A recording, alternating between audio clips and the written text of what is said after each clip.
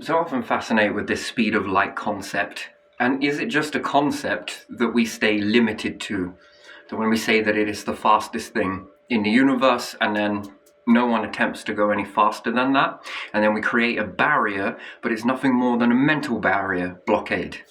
So if I look at the speed of light, or what we should look at is what generates the speed of light.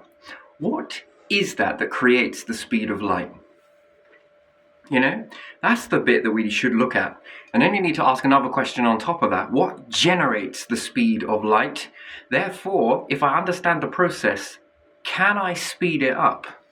And if the answer be yes, and different things like that, it's also yes for a black hole, the gravitational pull. So it usually works both ways. You see, life forms living in the universe are variables, whereas everything else structured in a natural sense. Technically, it gets a bad rap these days, what's natural and what is unnatural. It often feels like if it's unnatural, ooh, I'm going to steer away from that. That's not good enough for my little vessel, right? But there's a difference between natural and variable. Anyway, a natural occurring variable. And what do the natural occurring variables have the ability to do? Change what is natural. Okay, so the universe, following its pattern, its usual path that it operates on, goes from point A, B, C, D, recycle back to A, B, C, D. So we're in a cycle, a cycle. And in this cycle, it's very natural to understand pretty much. Again, it's about knowing things without seeing it to know it, but you can think it, or you can do it better than think, I suppose. Not really better, but you can put it into a computer simulation and test it. And this gives you an outcome, and when you've got the outcome, you technically have the answer, and then it's whether you trust that outcome. So anyway, let's have a look at the stars begin to plus, and black holes begin to take over eventually later anyway. So in the beginning, there's an abundance of stars. Lots of stars, let's say. Before that, there's gas, okay? But we're getting into the start from the gas. There's a lot of gas, and then gas gets less gas, more condensing, therefore more stars forge. Then we have the emergence of black holes, and they seem few and far between. But just like there was an abundance of gas, which was the plus, then there was a small amount of stars from this gas.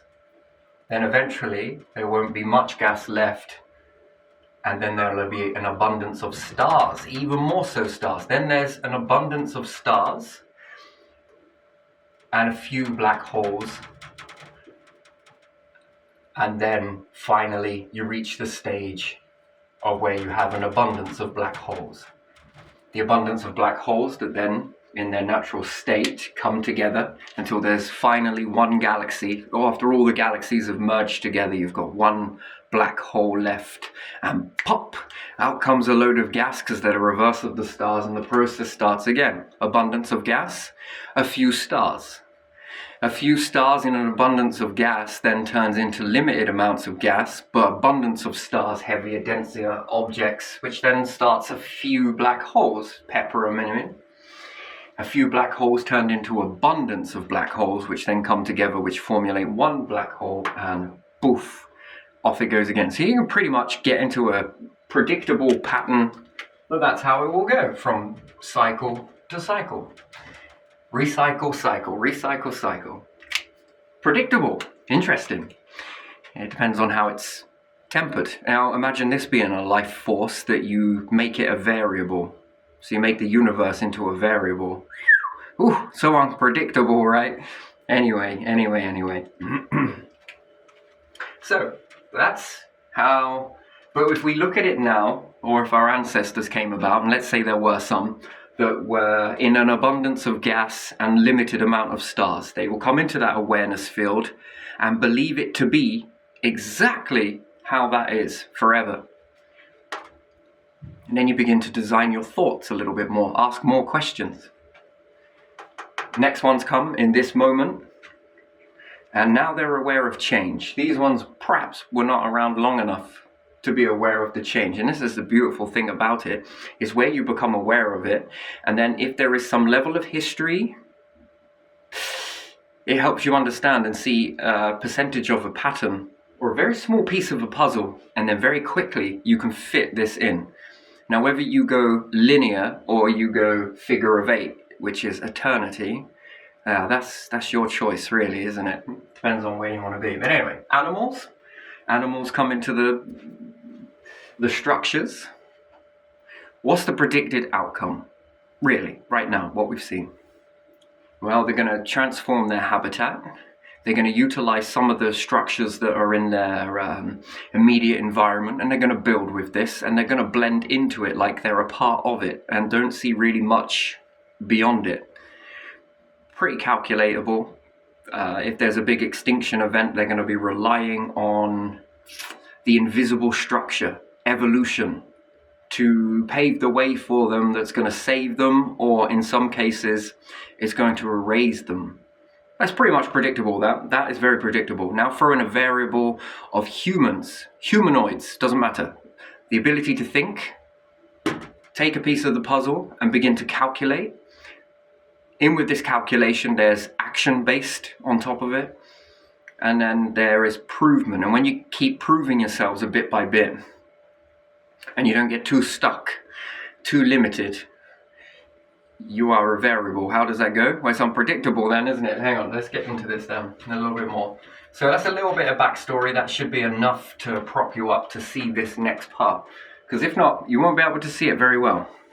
Because we're all in that belief system. And yes, I believe that is correct. The speed of light is the fastest thing naturally. But what creates it? What is generating this light? What is generating this speed? Well, if I can tap into that, which I can, theoretically, right now I can tap into that without needing to do the provement. That's interesting, isn't it? What comes first, the thought or the reality? Reality is so delayed from the thought, isn't it? So Einstein says something, and a load of these breakthroughs come through. Tesla does some things. It all starts in the mind. How crazy is that? Quite literally. And I love the word crazy then, because it seems like such a beautiful thing. The whole of reality and everything that humans have created started in the mind first. Which one is more advanced, the mind or reality? Well, quite logically thinking, the mind is more advanced than reality. Reality has to catch up to the advancements of the mind, because you can think something, see something, visualize something. And if there were no barrier structures around, then you would be able to implement what you see into reality, and it becomes a structure of reality, but it started in someone's mind first. I like this because Walt Disney, when he visualized on his deathbed about how Disneyland would be, and some people set about to make that happen for him. And that's interesting because it came from his mind on a deathbed. So that's interesting.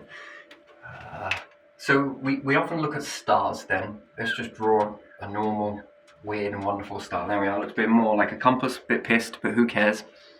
And we look at the star and we think, gosh, that's creating quite a bit of light. No one ever asks, how the hell did that manage to create light? Break your mind a little bit, but it's intelligence you don't need to know. Not really. The universe knows how to do that, and it does a lot of your thinking for you. Plants know how to feed you. Well, it's done a whole lot of that thinking for you. Could you imagine trying to think up of a food source? Try and think up of a light source, or a darkness force, or a force to live in a balance? Could you imagine thinking that up? Which is the constructs of the universe, right? Something else has already put in the hard thought into that. It gives you basically a stable platform to be a variable. If you had to think that up before you came, that would be exciting, wouldn't it? How many minds do you reckon are in that? And the balance and structure. Anyway, so we look at the star and we think, lovely. Now, how does it push out light? Well, doesn't it go in this direction, and in this direction, and also in this direction? We might as well just draw arrows on the end of these. There we are. That's better. And the light goes in multiple directions, doesn't it? All the way around. 360 degrees. And we'll say at that ratio, with that type of ingredients that come together, the outcome is as followed. And we look at that and we think, that's interesting. This is how fast light is. However, what happens if we play around with that concept? I mean, it would be interesting, wouldn't it, if we could make it faster? Or, what's the safest way to travel at the speed of light? Black holes are quite a way away, and the understanding of them is more limited than what the understanding of a star is. More understanding is there, but yet there's bits of information missing. We've only just really become in awareness that there is, in two types. The eye never lies. The eyes never lie. These ones, full of shit, but the ones internal, not really. There's always something more to it. The mind kind of tricks us because it likes to put bedtime stories there.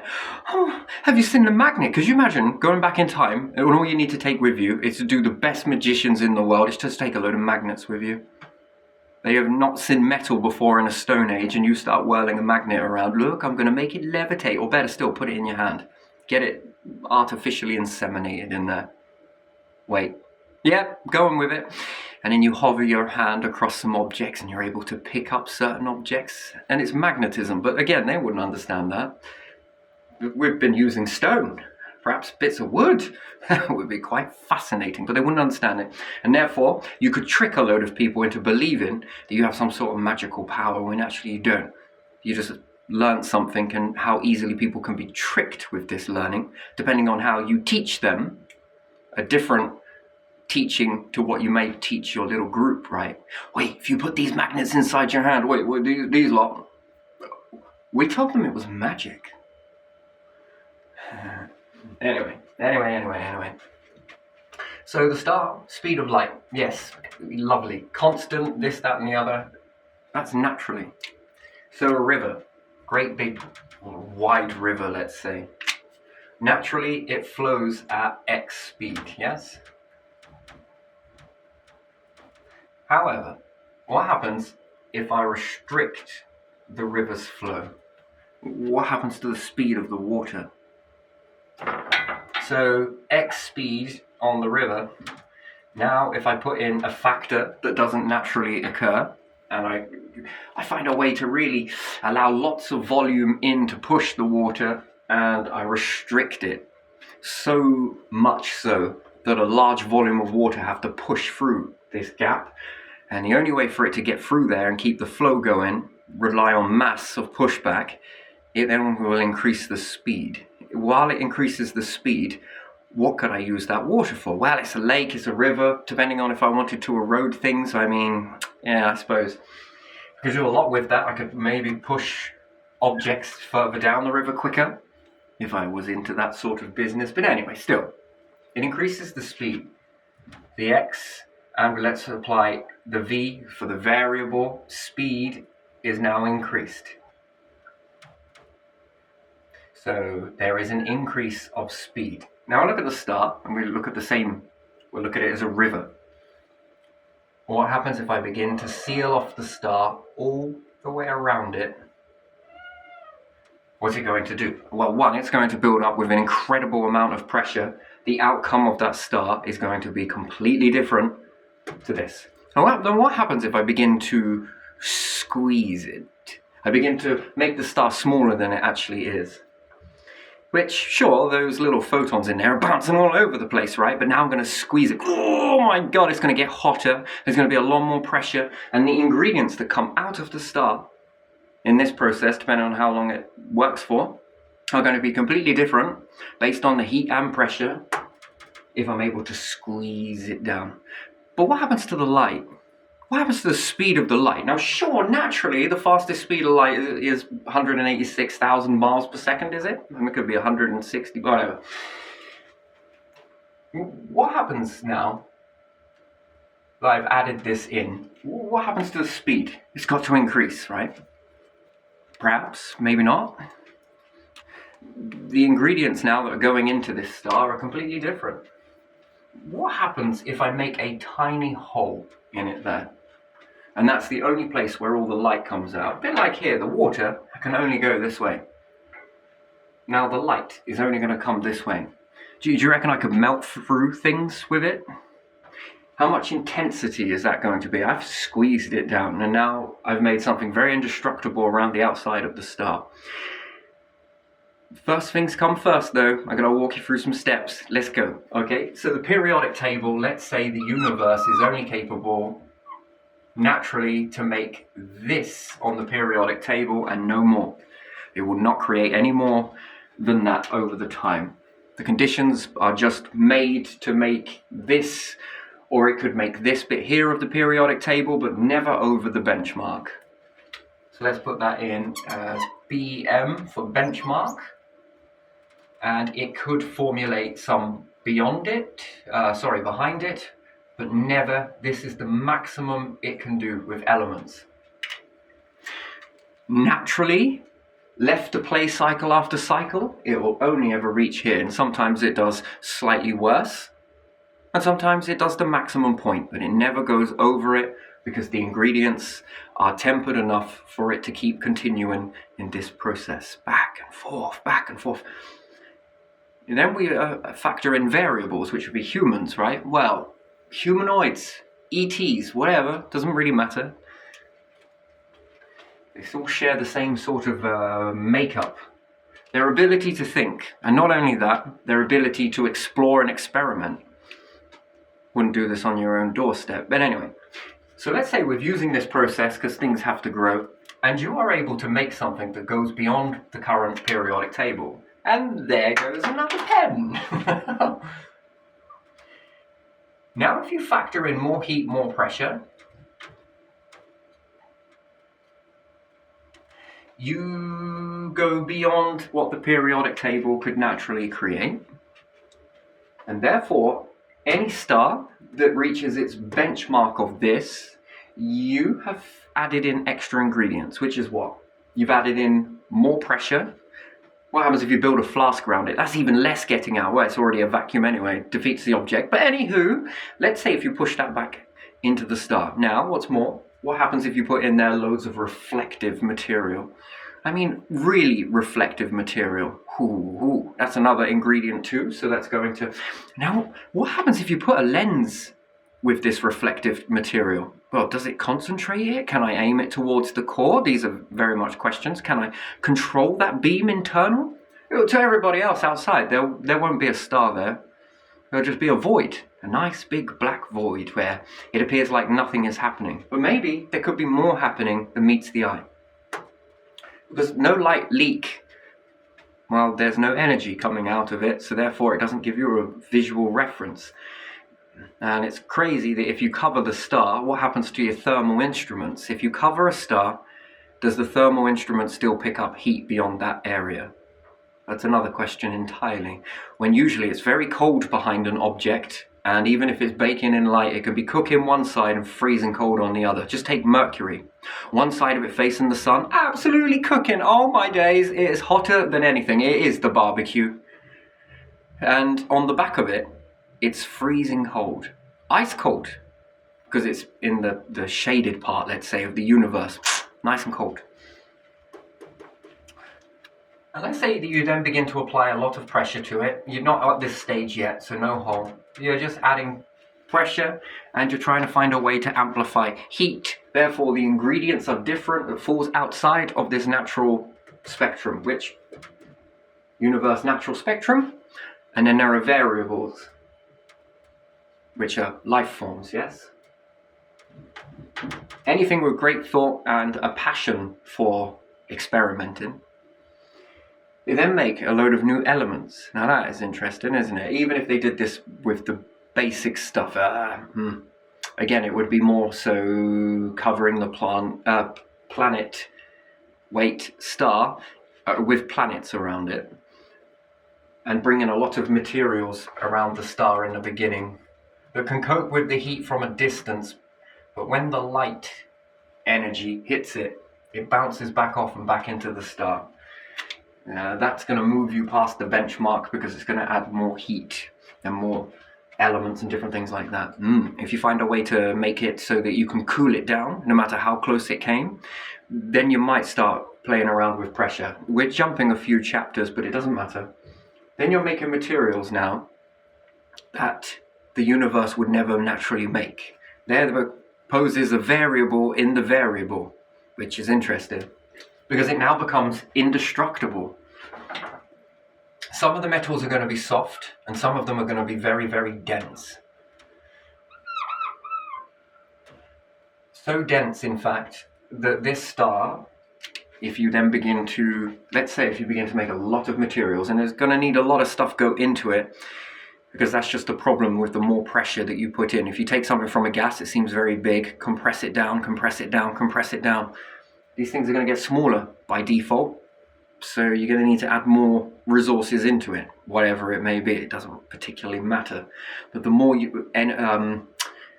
ingredients you put into it, the more it can compact, so therefore there's more you get at the end of it. Hard to explain it, but still. If it only took X amount of gas converted to make this, then it's going to take 2 lots to make this, and the outcome might only be that small. So it would need to be recreated a few times until then you begin to build up your treasure, which will be colossal amounts. And then the amount of ingredients of this size that have gone into this, you see it's got a lot more ingredients go into it, and therefore it's created a smaller type of abundance, but it starts, and the more you convert into that, the more you get. Then it's how far do you want to go, then even more ingredients need to go into it, and then you get a lot less out. It might be small, but it's incredibly mighty. And the more you begin to shrink this stuff down, because you're compressing a lot more. Iron is very compressed, if we think about it. And for how much comes out of a star, I really think that it's more about collapsing in. You're not getting a lot out of it, considering, although it seems like abundance. When you start moving in this spectrum, a lot more ingredients have collapsed down to create more and more denser objects. Anyway, the fascinating thing is when you take these objects out and you sort them out for what they are, a different periodic table, and then you begin to bring it and introduce it to this star, it doesn't know what to do with it. It tries, but you know it would take a lot more heat and pressure, and the star wimps out. So if the star now has a maximum, it maxes out at pressure, let's just call it PSI, I don't know. But it took, let's say it maxes out, we'll say that this is a 1-star ratio, yeah? So the biggest star that you can think of is going to max out at PSI, and that's going to be 1 on there. Now, if we then are combining 2 lots of periodic table, that's 2 stars, the equivalent of 2 stars. Anyway, and the heat and the generating, and keep going, until you reach 4 times of the pressure. Now, if we bring that 4 times and put it into the 1, this star can't destroy it. It doesn't have enough heat and it doesn't have enough pressure to forge these ingredients. And that's another thing, yeah? You're going to have to build a star and then cook with it. Because of the heat and pressure, any ingredients that you do make, you're then going to have to forge it. And nothing you can do naturally in the universe will get you up to that heat. Not artificial, you would have to do it artificially. And in the process of compressing, you then get the star up to a certain heat. Let's say if you're going for a 5th star before it pops, but at the 4th star, you've made the 4th element. The 4th element should be enough to get it up to a certain temperature in order to begin to forge these new metals, although they're not really new.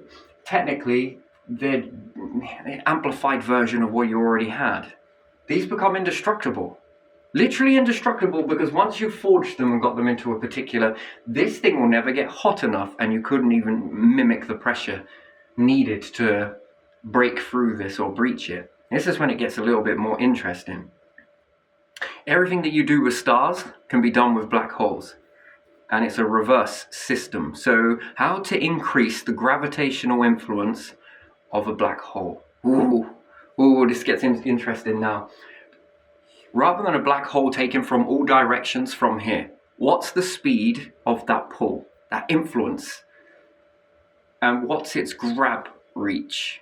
Well, we know it's quite a way because it holds stars, many, many stars in its orbit, more than what stars can do themselves. So it's already more powerful, and therefore there has already got a speed to it. encase it with the same stuff, and then breach it and leave a hole. This is enough to pull entire galaxies towards it. Now what happens if you increase this further? Even more, that's even more of a gravitational pull. Think about traveling the universe that way, and you are behind it, behind this force, this opening. Anything that when traveling at large speeds, you won't notice it, but you will, but you won't. Hard to explain it. Anything that's coming towards you, anything dangerous that you would usually orbit around the star, and it's lottery. If a meteorite comes in and you are on its trajectory, it's got you. And it can do a lot of damage depending on how fast it's going and how fast you are going. It's like a car, isn't it, hitting a stationary object. But then it's like two cars traveling at equal speed colliding with one another. More kinetic energy there. So, how to travel long distance over a universe. I would go with black holes, and I would utilize this to be the front. And everything else stays behind it, behind the shield. And this becomes the shield that is going to gobble up anything in its way. And it will happily fly into it and convert that. And at the end of it, well, I might pop it like a balloon inside paper mache when it's set. Interesting. Well, this one is kind of pretty poor, but even still, could you imagine that? Popping a balloon? It's a bit like that. Do you ever wonder why you do things, but don't realize why we do them? All plain in sight, all there. And then is life really about it being mapped out because others said it was? Or is there a very invisible force working between everything? And the direction is kind of, it feels like it's the very best thing in the world to do.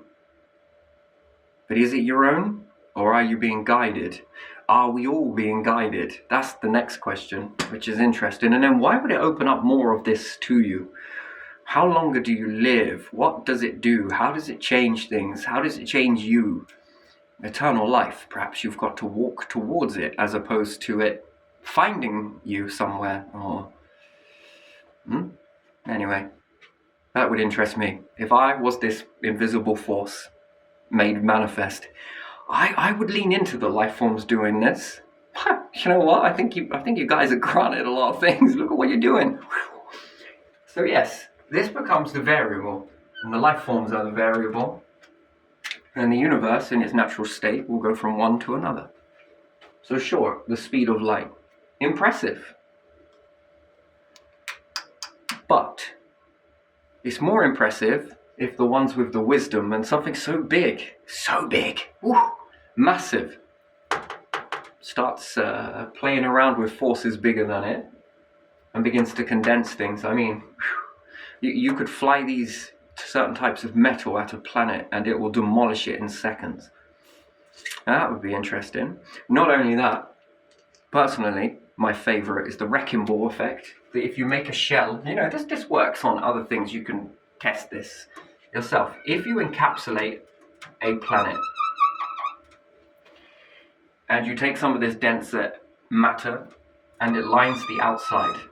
Problem is when you hit into objects in space, they only want to go in multiple different directions. Some core pieces want to stay together, but most of it ends up into very tiny pieces and buggers off that way, and it makes collecting all of this stuff an absolute nightmare. Then on the other hand, you could grab all of these big boulders and shave them all down, which again is equally just as a nightmare. Or you encapsulate the whole thing, send in a piece of very dense material, and you make it bombard and obliterate the whole thing until it breaks it down, and then already stored inside your own version of a planet crust is already the broken down remnants of a planet.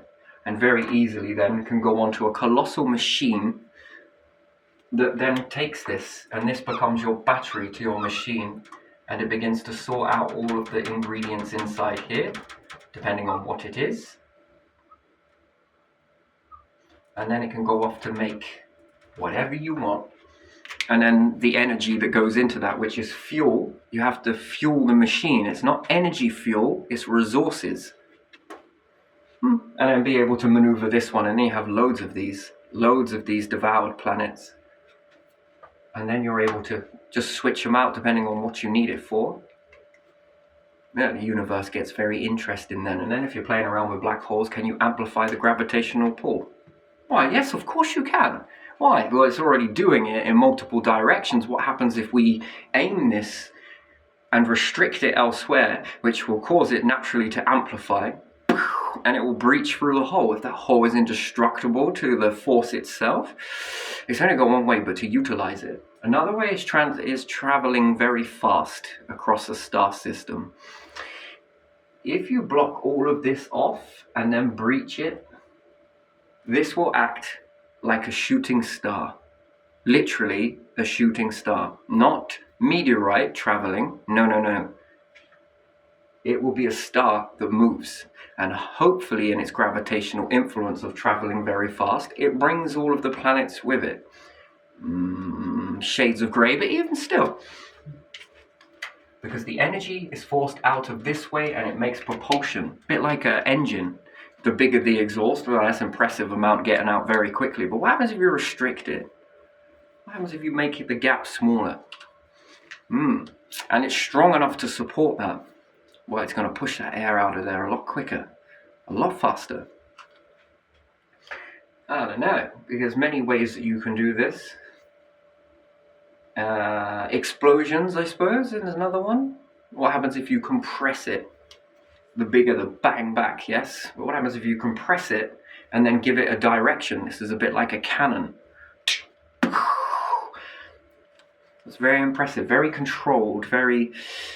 Why else would you make Humpty Dumpty? Could you imagine this if it was a cannon? Shit. Could you imagine putting something on the end of a star and then firing it? You could obliterate planets with it. You could obliterate other stars depending on what you jam into here. Once it's built up with enough pressure, and it will, you release it. You fly a planet out of it. That's interesting. Why you would, but it's whether you could. It's more about this prize here. This is the real treasure. And then how much heat is going to require. So and amplify it. And then if you can amplify the speed of light. And then another thing. What happens if you put a lens in front of it? After all, glass is pretty damn abundant, isn't it? Can you create a gamma ray naturally, as many as you want? Well, if it looks pretty, would you make it spin really fast around? Just watch it. That becomes a pulsar, doesn't it? Is that what it's called? A pulsar. A pulsar? Yeah, I would. It would be very symbolic to see that rotating. That would be interesting, wouldn't it? Fascinating to watch and very deadly for anything that gets in the way of that pulse. Gamma rays again. Ooh. And then you can control CMEs. Interesting, isn't it? How much more deadlier things can become, but also at the same time, depending on who wields it and what reason they're wielding it for, it can become very beneficial as opposed to deadly. It can become a tool to create or a tool to destroy. Interesting. Then it depends on where you sit in that, because it's all about the wielders, isn't it? And it's true, things get more dangerous the more you explore. And then hierarchy changes, you know, like it's limited to a planet and what you believe is power. It sort of makes you feel very, very collapsed inwards, but it also makes you think, what if that was us? It didn't it plays that. It's sort of like, yeah, I can see that, respect it, but also, what if we could do that? After all, it guarantees, this beats extinction, by the way, quite a lot of the time. You are practically indestructible. Never mind the gases that you can create from this. Never mind the different soft metals, heavy metals, dense metals. Ooh, and then the knowledge begins to really grow then, doesn't it? Because after all, what are planets? Resources. And you got enough of them in vats? Well, that's interesting, isn't it? It separates all of the moisture, all of... You'll hear some people say, back in my day... Could you imagine living to say it? Back in my day, we used to have to smash up the planets and grind them all down and collect all of the little pieces by hand. Oh, you generation don't know how easy you've got it. That's also very true. Now you just shove it in here and a brrr. Yeah, it's ready. And it just separates it all for you. And then once that is taken care of, it frees your energy, your thoughts. Why? No longer need to think about the small stuff. The basic shit of even surviving, gone. The basic shit of even worrying about survival around a star, gone. Planet, gone. No worry about creating food that long lasts you healthfully, that allows you to live in abundance, clearer mind, clearer thoughts, purer water, purer body, purer existence. Nice. And then what species is uplifting mindsets and what species is diminishing mindsets? What species diminishes all their mindsets? Weird, but it happens. And then what species are limiting mindsets? There's a difference. A few of them had good mindsets and a few of them, a larger amount of them, have diminished mindsets. Which one is your numbers on? Mine would be the uplifting and abundance of all. Wow. More thoughts, more creation, more this. Yeah, interesting. The best army you've got is everybody. Yeah, that would be it. All life forms, wouldn't it? That's the best force on this planet, is everybody else around you. That's interesting, isn't it? That's fascinating to think that. But yeah, it grows very slowly, and then how long do you live? And what can you do with all of that? Well, knowledge. What more can you think up when you don't have your hands tied with miniature survival? With planetary survival, with food survival, with water scarcity survival, abundance survival, where you've got all of the abundance. Then planetary survival. Then star survival. The journey gets longer and arduous, doesn't it? The more the path opens up, the more, where are we on that? We always thought it was pyramids up to here. I think it goes further, a lot further. And then black holes. And then once you've limited all of that, what is next? What do you think could be next? That it runs out, that there is nothing else? What happens if unlocking the tools here unlock the next bit for you to see? You know, all of the stuff that's plain in sight, that we don't actually see it because the eyes of, don't let them see that.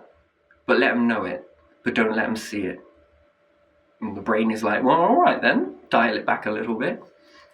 Lots of things that we don't see and we don't hear, but they are happening. That's interesting. What else is there? What are the tools that lay in this? The tools that are in abundance already that we find now on rare earth minerals or content. Look at all of those tools that have been created from that rarity, scarcity. What can you create from abundance? What other tools lay undiscovered? What other breakthroughs lay undiscovered? And therefore, well, if these small amount of tools here enhanced your awareness, what do these ones let you see? What do these ones let you know? And then you move up a step, move up a step, move up a step.